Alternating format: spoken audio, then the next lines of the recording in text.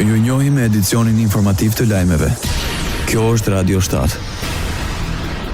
Portugalia është fituese e National League për herë të dytë në histori. Ajo triumfoi ndaj Spanjës në një finale emocionuese.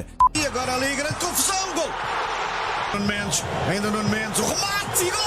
120 minutat përfunduan 2-2 ndërsa për fituesin u nevojitën penaltit. Të parët realizuan spanjollët me Zubi Medin, ndërsa u përgjigj Mendes. Luizianët nuk u dorëzuan dhe vendosën ekuilibrat me Ronaldon. Pavarësisht rasteve nuk pati gol deri në fund. Ndeshja përfundoi me penalti, nga pika e bardhë më të saktë u treguan portugezët, të cilët festuan pas një suksesi të rëndësishëm.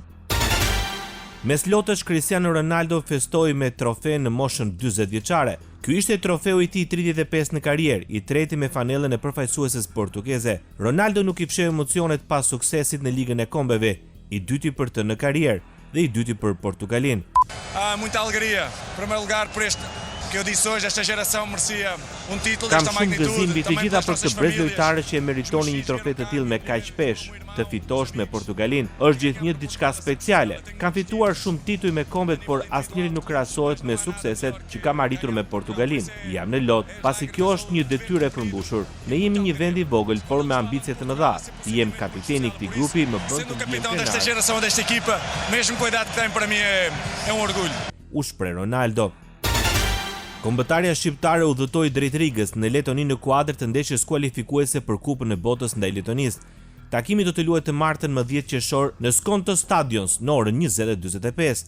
Departamenti i Komunikimit të Federatës Shqiptare të Futbollit bën me dije se me skuadrën nuk ka udhëtuar vetëm kapiteni Berat Gjimshiti, i cili nuk do të jetë në dispozicion të trajnerit Silvinho pasi ka plotësuar numrin e kartonave të verdhë. Të gjithë lojtarët e tjerë kanë udhëtuar me ekipin dhe kuqezint janë akomoduar me njëherë në hotel. Të hënën kombëtarja do të mbyll përgatitjet për ndeshjen ndaj Letonisë.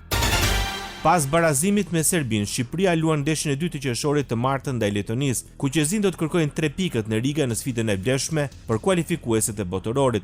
Për këtë sfidë, arbitër kryesor do të jetë turku Halil Meler. Ai do të ketë ndihmën e Kerem Orsi dhe Ibrahim Warçan. Sa kaq, gjyqtari 4 do të jetë Oguzhan Çakir. Përfaqësuesi e Letonisë, kundërshtari i radhës së kuqezinëve në eliminatorit e botërorit 2026, zbriti gjithashtu në fushën e lojës natën e së shtunës.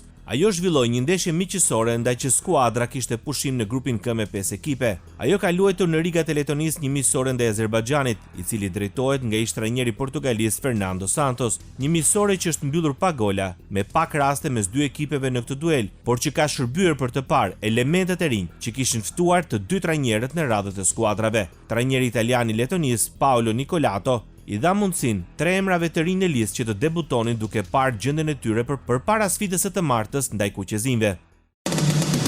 Ndoqët lajmet shkurt në Radio 7, zëri pozitiv i qytetit.